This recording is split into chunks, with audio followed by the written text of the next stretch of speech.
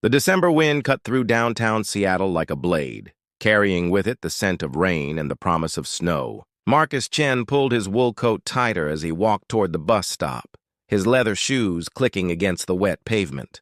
At 35, he was the youngest CEO in his company's history, a fact that brought him little comfort on nights like this. The glass towers around him gleamed with artificial light, each window a small glimpse into lives he rarely had time to consider. His own reflection stared back from a darkened storefront, tired eyes, shoulders set with the weight of endless responsibility, and a face that had forgotten how to truly smile. Marcus had left the office late again. Another 14-hour day spent in meetings, reviewing reports, and making decisions that affected hundreds of employees. The penthouse apartment waiting for him across town felt more like a museum than a home.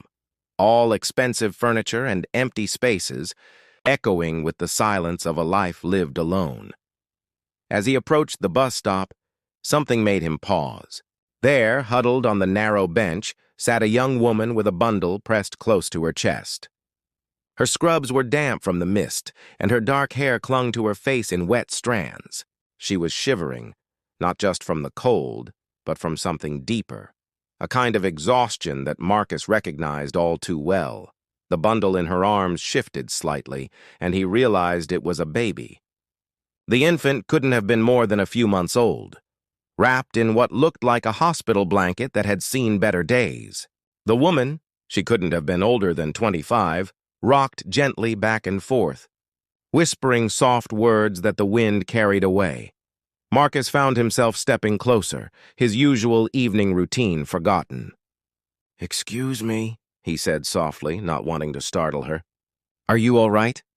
The woman looked up, and Marcus saw eyes that held a mixture of pride and desperation. "We're fine," she said, but her voice betrayed her. It cracked slightly, and she pulled the baby closer. "Just waiting for the bus. How long have you been waiting?" Marcus asked, glancing at the digital display that showed the next bus wouldn't arrive for another 40 minutes. "Not long," she lied, and Marcus could see her trying to summon strength she didn't have. The baby made a soft sound, and she began to rock again, more urgently this time. Marcus looked around the empty street, then back at this young mother who was clearly struggling. Something in his chest, a part of him that had been dormant for too long, stirred to life. "My name is Marcus," he said, crouching down to be at her eye level. "What's yours?" She hesitated, then whispered, "Sarah. And this is Emma." "Sarah," Marcus repeated gently. "I don't mean to intrude, but you both look like you could use some help. It's going to get colder, and that bus, it's not the most reliable in this weather." Sarah's eyes filled with tears she was determined not to shed. "I just finished a double shift at the hospital," she said, the words tumbling out as if she couldn't hold them back. "The daycare closed early because of a water leak, and I had to bring Emma to work. My supervisor wasn't happy, but I didn't have anywhere else." She trailed off, embarrassed by her own honesty. Marcus felt something crack open inside his chest. Here was a woman working herself to exhaustion, trying to care for her child while he spent his evenings alone in a space large enough for a family of 10. "Where are you trying to get to?" he asked, the other side of town.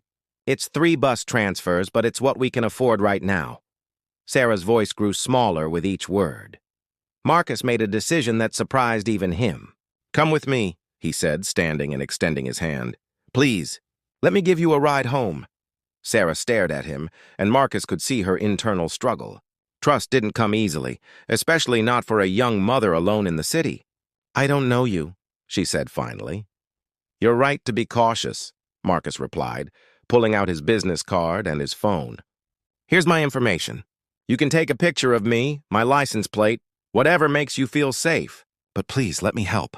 No one should have to stand in the cold with a baby, especially not after working all day to help others." Something in his voice must have convinced her, because Sarah slowly nodded. "Okay," she whispered. "Thank you."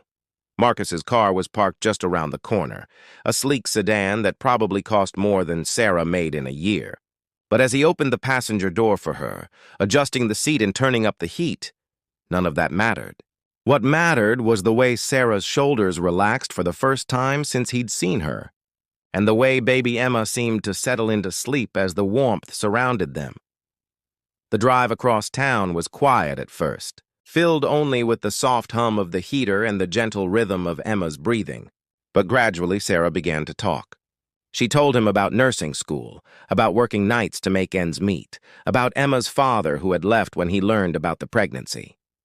She spoke of dreams deferred but not abandoned, of a future where she could provide better for her daughter.